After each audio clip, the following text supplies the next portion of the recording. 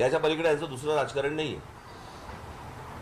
माझी फक्त मराठा समाजातल्या बांधवांना भगिनींना माझी विनंती आहे, ओबीसी समाजातल्या आहे, इतर समाजातल्या आहे, दलित बांधवांमधल्या तिथे पण आहे, ह्यांच्या नादी लागू नका. निवडणुका येतील, निवडणुका जातील, परंतु ही जखम बरी होणार नाही. हे सतत त्याच्यावर टाकत राहतील.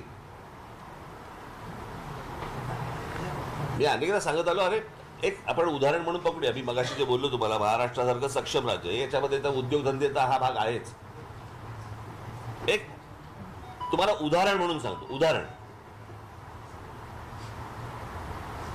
तुम्हाला आठवत असेल, मागे रेल्वेचं आंदोलन झालं होतं, आठवतं ना, की नोकर भरती होती महाराष्ट्रामध्ये आणि त्याच्या जाहिराती होता युपी बिहारच्या वर्तमानपत्रांमध्ये. महाराष्ट्रामध्ये जाहिरातीच नव्हत्या, कोणाला माहितीच नव्हतं. हे आम्हाला कळल्यानंतर हे सगळं सुरू झालं. तीच गोष्ट आपण समजा पकडूया.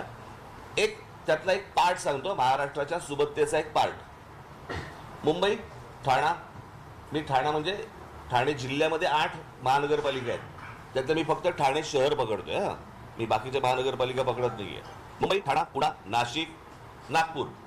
मी संभाजीनगर पण पकडत नाही आता. या 5 शहरांमध्ये मिळून साधारणपणे किती रिक्षा असतील अंदाज?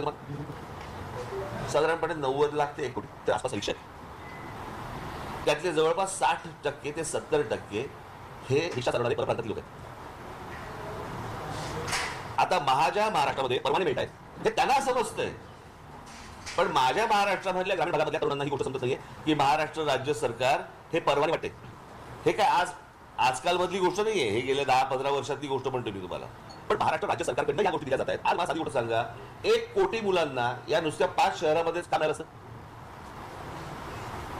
इतक्या गोष्टी महाराष्ट्रामध्ये उपलब्ध असताना आमची मुलं तडफडतात का? या नोकऱ्यांपासून, उद्योगापासून, सगळ्यापासून वंचित राहत आहेत. याचं कारण सरकार आपलं जरी असलं तरी हे आपल्या मुलांपर्यंत, मुलींपर्यंत या गोष्टी कळवत नाहीये. आज महाराष्ट्रामध्ये मी आता काढले ते एक काही पत्र, महाराष्ट्रामधल्या काही उद्योग आहेत, काही पत्रक काढले, पत्रक की आमच्या उद्योगामध्ये महाराष्ट्रीयन लोक आम्ही घेणार नाही म्हणून. त्यांची हिंमत कशी होती? म्हणजे एवढ्या सगळ्या गोष्टी उपलब्ध असताना आम्ही आज फक्त भांडवत का? आज शैक्षणिक संस्था, इंजिनिअरिंग कॉलेज पासून सगळ्या शैक्षणिक संस्था सर्वात जास्त कुठे भारतात? महाराष्ट्रात आहेत, बरोबर?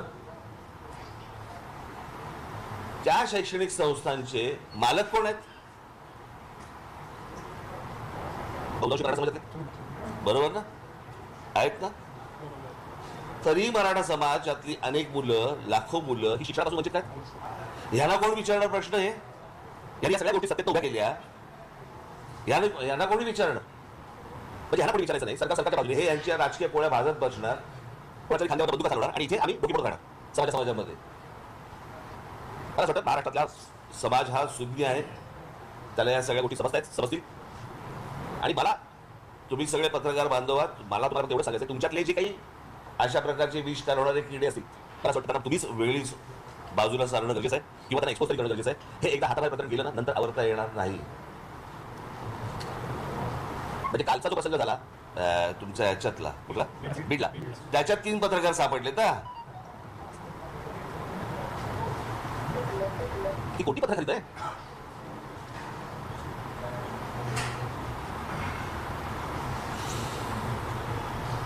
सो मला असं वाटतं की मी हा सगळा दौरा पूर्ण करून मी आता मुंबईला जाईन.